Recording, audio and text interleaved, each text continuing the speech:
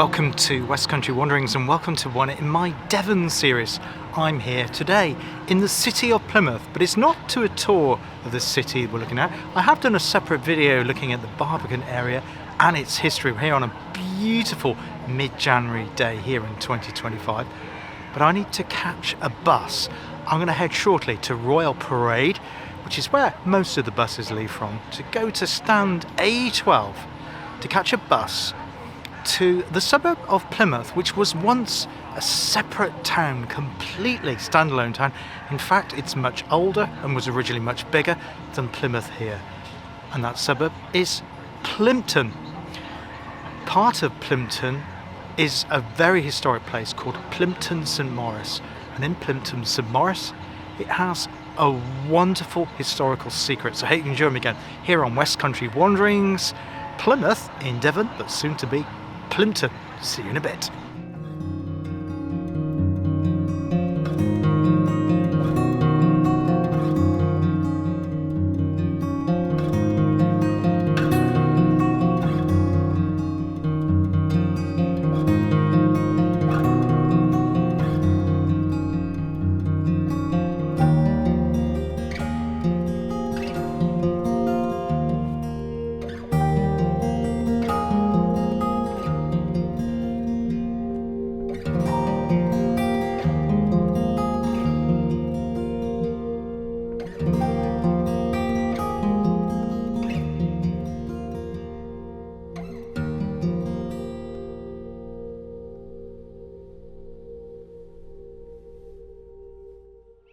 Well, welcome to Plympton Castle. Plympton is a suburb of the City of Plymouth, but that wasn't always so. It became part of the City of Plymouth in 1967, together with neighbouring Plymstock, now two separate towns, but come under the governorship of the wider City of Plymouth.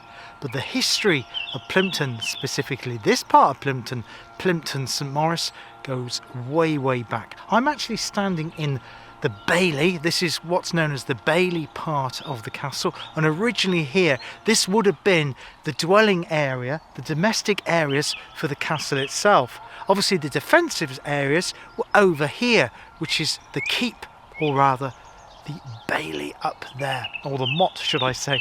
This is the Bailey, that's the motte, and behind the Bailey is the Barbican, which is the slopes, and they're kind of pointing down that way in the direction of the City of Plymouth, some 5 miles to the west of where I currently am. Let's go and have a wander up onto the motte, keep, have a look at Plympton St Maurice from there. I'll tell you about this amazing part of Plymouth, very historical, very interesting, very beautiful part of Plymouth here, Plympton St Maurice, with just so much history attached to it.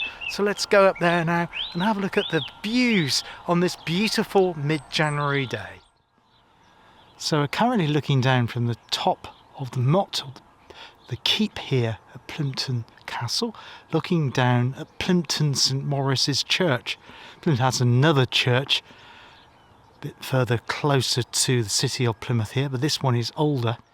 Currently looking at a large building down there, which was formerly a convent up until fairly recently. I think that closed certainly when I was living in Plymouth, which would have been around 2010 or 2012, so probably about 12-13 years ago.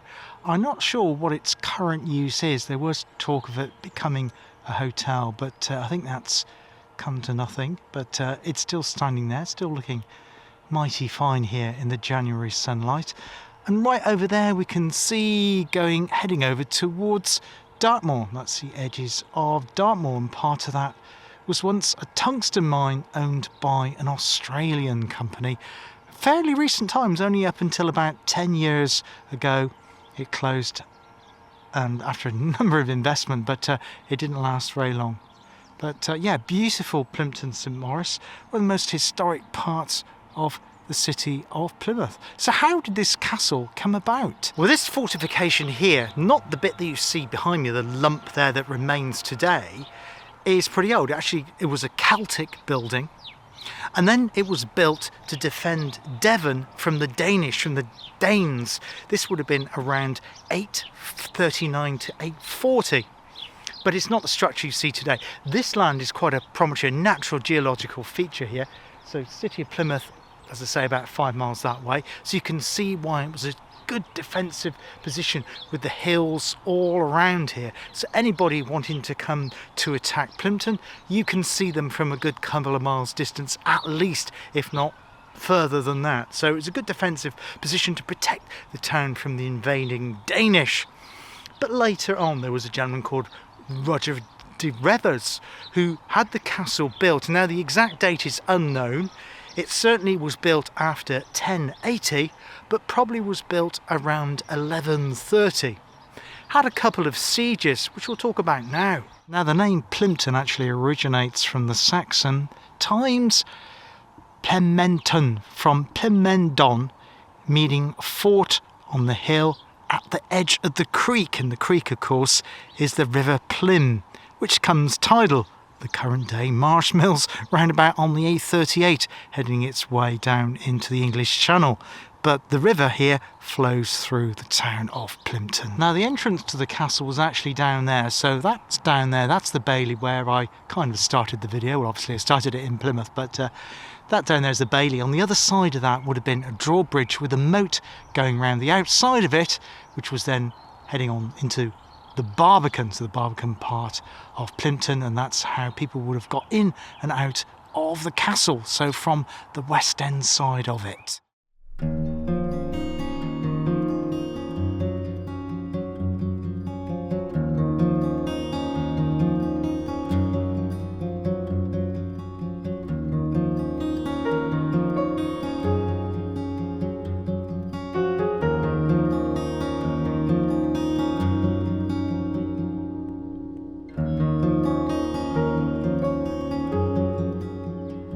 In 1136, Baldwin de Redevers, who was lord of the manor hereabouts, defended the castle because he was in dispute and was attacking King Stephen at the time. King Stephen, in retribution to that, decided to head over 200 men with arrows and attack the castle here. So it became under substantial attack and was damaged back in 1136, but that wasn't the only time that the castle came under attack. In 1226, Fawkes de Brute, that's D-E, I think it must be a Welsh or French name, French connections to here, this part of Devon, he was in dispute with another king, this time Henry III, and Henry III retaliated by sending in 60 servants, lots of armourers coming in to attack the castle, and again it was badly damaged during that time. In 1370, the Black Prince visited the castle here at Plympton after the many battles he was fighting in France.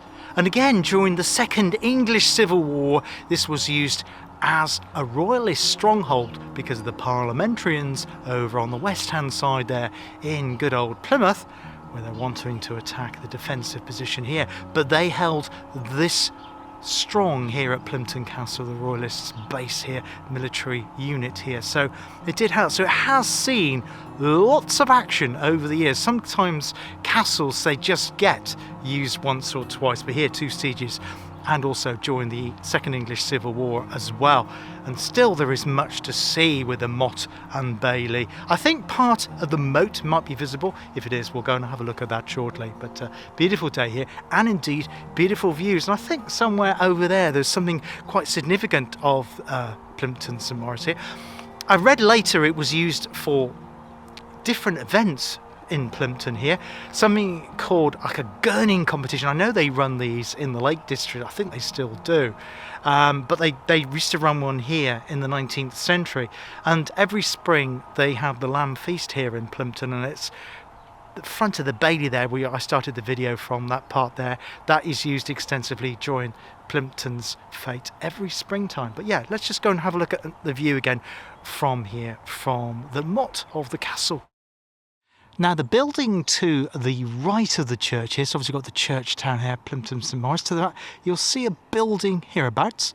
That was a grammar school, very famous grammar school called Heel School. It was originally for children that came from, well, difficult backgrounds, also poor backgrounds, but it started to get a good reputation, and the greater the good went there.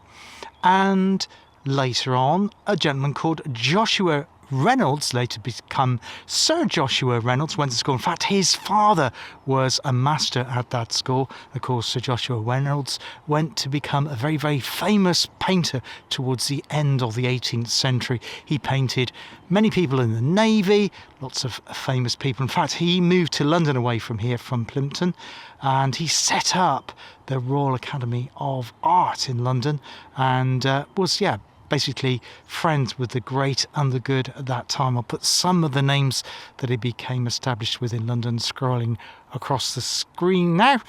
There was a famous diarist, and a famous actor. Was it the Garrick? Daniel David Garrick? One of the two. He was friends with him, but many, many others in London. So he was a bit of a social, although he did like the quiet life as well, to retreat to do his paintings of portraits in particular.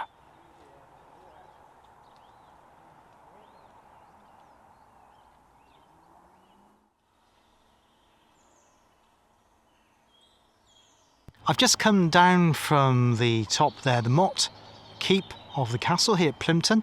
This is the bailey, so the bailey would have been here. This would have been where all of the quarters were for the military based here, living quarters. So you have this present day path here. Now the moat, where would the moat have been? Well, it would have been down here. So the moat would have been running steeply in there. You can just make out a bit of a cutting there. Obviously, substantial buildings are put on. That's a private house there, so I'm not going to film that. But there'd have been a moat there. And during King Henry VIII's time, so what, 1500 and something, they were actually fishing it. And they used the fish stocks in the moat here to provide food for the people living in the domestic quarters inside the bailey here at Plympton Castle.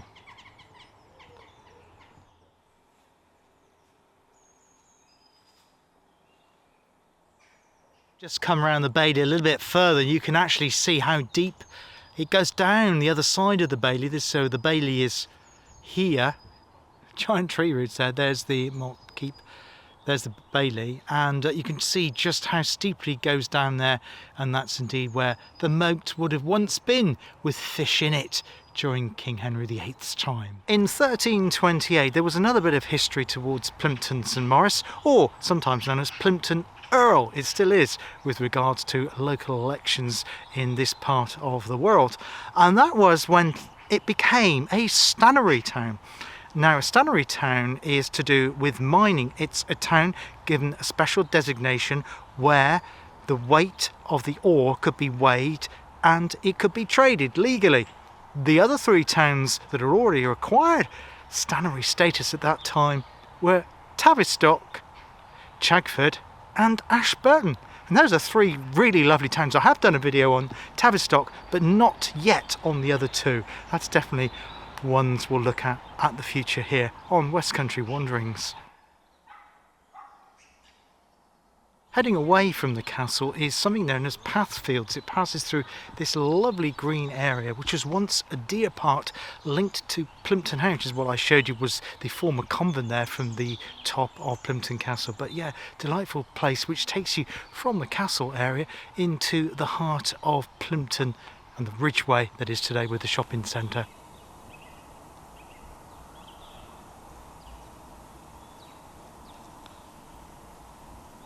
Well, that's it for today here on West Country Wanderings from Plympton's Castle, one of the lesser known castles in the wider West Country. In fact, I visited a castle recently during the early part of this month to Raglan, but that's in Wales, so I haven't included that. I just did a bit of photography there. It was just chilling out today. It was wonderful. But I have previously done Totnes Castle, so I've done a video for that, and I'll put a link to that one at the end of this video. And also I have done one at Goodridge in Herefordshire by the banks of the River Wye, and I hope to do many others. Hope to visit Oakhampton Castle also here in Devon at some point as well. So hope you enjoyed it today.